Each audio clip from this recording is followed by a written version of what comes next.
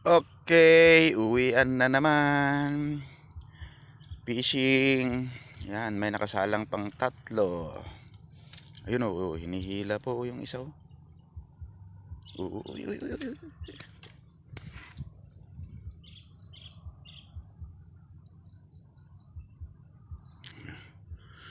Uwian na.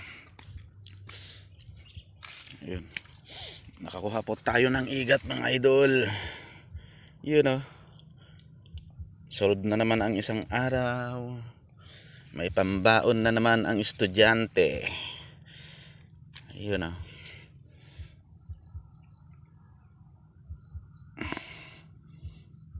Okay, lagay na natin sa lalagyanan. Oh, pang 2 kilo. Solved. Okay. Uwian time.